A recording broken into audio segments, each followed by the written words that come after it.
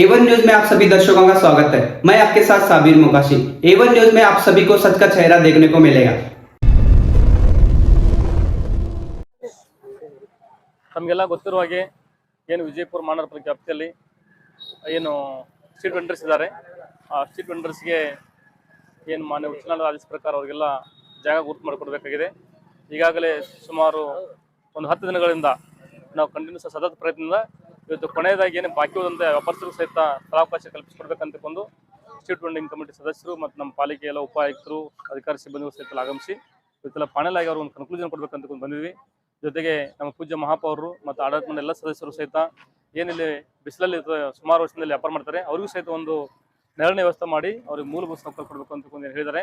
ಆ ಪ್ರಕಾರ ನಾವು ಈಗಲೇ ಎಸ್ಟಿಮೇಟ್ ಮಾಡಿ ಅದನ್ನು ಸಹಿತ ಟೆಂಡರ್ ಕರೆದು ಒಂದು 15 ದಿನವಾಗಿ ಅದನ್ನು ಇನಾಗ್ರೇಷನ್ ಮಾಡಬೇಕಂತ ಸಹಿತ ನಾವು ಪ್ಲಾನ್ ಮಾಡ್ತಾ ಇದ್ದೀವಿ.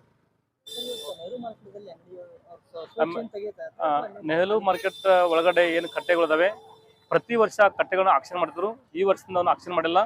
ಅಲ್ಲಿ ಸುಮಾರು ವರ್ಷದಿಂದ ಈ ಹಿಂದೆ ಎಲ್ಲರೂ ತರಕಾರಿ ವ್ಯಾಪಾರ ಮಾಡ್ತಾ ಇದ್ರು. ಅಲ್ಲಿ ಬೇರೆ ಬೇರೆಯವ್ರ ಸಹಿತ ನಾವು ಅತಿಕ್ರಮಣ ಮಾಡೋದ್ರಿಂದ ಅವ್ರು ಯಾರಲ್ಲಿ ಬೇರೆ ಮೆಟಲ್ಸ್ ಎಲ್ಲ ಸ್ಟಾಕ್ ಮಾಡ್ಕೊಂಡಿದ್ದಾರೆ ಅವ್ರು ತಕ್ಕೊಂಡು ಹೇಳಿದ್ಮೇಲೆ ಅವರೇ ಸ್ವಯಂ ಪ್ರೇರಿತ ತಕ್ಕೋತಾ ಇದ್ದಾರೆ. ಮುಂಬರುವ ದಿನಗಳು ಸಹಿತ ಅವನಿಗೂ ಸಹಿತ ಏನು ಇವತ್ತು ಹೆಚ್ಚುವರಿ ಜನ ಉಳಿತಾರಲ್ಲ ಅವ್ರಿಗೂ ಸಹಿತ ಹಣ್ಣಿನ ವ್ಯಾಪಾರಸ್ಥರು ಮತ್ತು ತರಕಾರಿ ವ್ಯಾಪಾರಸ್ಥರು ಸಹಿತ ಅಲ್ಲಿ ಈಗಾಗಲೇ ನೆರಳಿನ ವ್ಯವಸ್ಥೆ ಭಾಳ ಸುಸಜ್ಜಿತ ಕಟ್ಟೆಗಳು ನಿರ್ಮಾಣ ಮಾಡಿದ್ದಾರೆ ಈ ಹಿಂದೆ ಪಾಲಿಕೆಯಿಂದ. ಅಲ್ಲಿ ಸಹಿತ ಅವ್ರಿಗೆ ಕುತ್ಕೊಂಡು ವ್ಯಾಪಾರ ಮಾಡಲಿಕ್ಕೆ ಅನುಕೂಲ ಮಾಡ್ಕೊಡ್ತಾ ಇದ್ವಿ.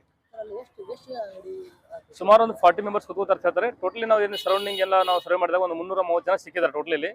ಬಟ್ ಕೋರ್ಟ್ನಲ್ಲಿ ಇರ್ತಕ್ಕಂಥ 187 ಜನ. ಆಮೇಲೆ ಇವರು ಏನು ಸ್ಟೇಷನರಿ ವ್ಯಾಪಾರಸ್ಥರು ಒಂದು 40 ಜನ ಇದ್ದಾರೆ. ಹಣ್ಣಿನ ವ್ಯಾಪಾರಸ್ಥರು, ಹೂವಿನವರು, ಬಟ್ ಒಂದು ಕಡೆ ಹೂವಿನವರು, ಒಂದು ಕಡೆ ಹಣ್ಣಿನವರು, ಒಂದು ಕಡೆ ತರಕಾರಿ ವ್ಯಾಪಾರಸ್ಥರು, ಫುಡ್ ವೆಂಡರ್ಸ್, ಹಿಂಗೆಲ್ಲ ಸ್ವಲ್ಪ ಡಿಫ್ರೆಂಟ್ ಟೈಪ್ಸ್ ಆಫ್ ಟ್ರೇಡ್ಸ್ ಇದಾವಲ್ಲ ಅವರೆಲ್ಲರೂ ಸಹಿತ ಸ್ಥಳಾವಕಾಶ ಕಲ್ಪಿಸ್ಕೊಡ್ಬೇಕಂತ ಒಂದು ಉದ್ದೇಶ ಇಟ್ಕೊಂಡಿದ್ವಿ. ಇಲ್ಲ, ಕೋರ್ಟ್ ಅಂದ್ರೆ ಫಸ್ಟ್ ಟಾಪ್ ಪ್ರಯಾರಿಟಿ ಕೋರ್ಟ್ನ ಹೋದವ್ರಿಗೆ ಮತ್ತು ಸುಮಾರು ವರ್ಷದಿಂದ ಇಲ್ಲಿ ಸಾಕಷ್ಟು ಜನರು ಸಹಿತ ವ್ಯಾಪಾರ ಮಾಡ್ತಾರೆ ಅವರಿಗೂ ಸಹಿತ ಸ್ಥಳಾವಕಾಶ ಕೊಡ್ಬೇಕಂತಕೊಂಡು ಅವ್ರ ಬೇಡಿಕೆ ಇದೆ. ಅವರಿಗೂ ಸಹಿತ ಕೊಟ್ಟು ಎಲ್ಲರಿಗೂ ಒಂದು ಅನುಕೂಲ ಮಾಡಿ ಒಂದು ಸಾರ್ವಜನಿಕರಿಗೆ ವ್ಯಾಪಾರ ಮಾಡಲಿಕ್ಕೆ ಇಲ್ಲಿ ಏನು ನಗರದ ಹೃದಯ ಭಾಗದಲ್ಲಿ ಪ್ರತಿದಿನ ಸಾಯಂಕಾಲ ಮತ್ತು ಬೆಳಗ್ಗೆಯಿಂದ ಜನ ಇಲ್ಲಿ ಬಂದು ಬರ್ತಾ ಇದ್ದಾರೆ. ಬಟ್ ಎಲ್ಲರೂ ಸಾರ್ವಜನಿಕರಿರ್ಬೋದು ಪ್ಲಸ್ ವ್ಯಾಪಾರಸ್ಥರಿರ್ಬೋದು ಒಂದು ಒಳ್ಳೆ ಸುಸಜ್ಜಿತ ವಾತಾವರಣ ಕಲ್ಪಿಸಿ ನಾವು ಕ್ರಮ ಕೈಗೊಳ್ತಾ ಇದ್ದೀವಿ.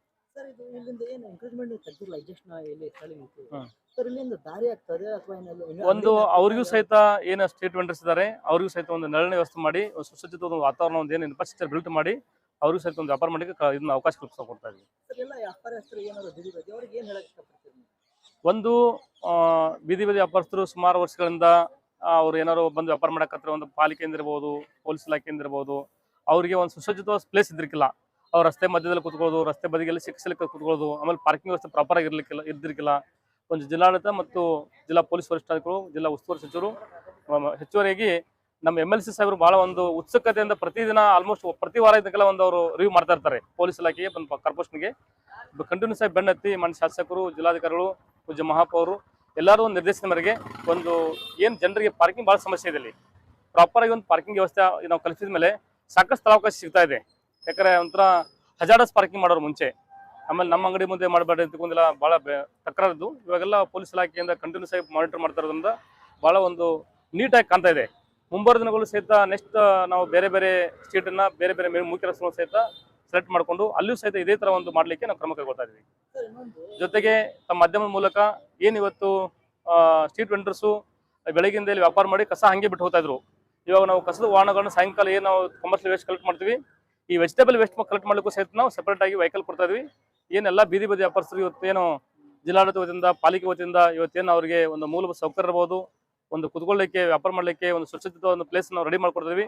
ಅವರು ಸಹಿತ ನಮ್ಮ ಕೈ ಜೋಡಿಸಿ ಸಿಟಿ ಸ್ವಚ್ಛತೆಗೆ ಕೈ ಜೋಡಿಸ್ಬೇಕು ನಾನು ಕೇಳ್ತಾ ಇದ್ದೀನಿ.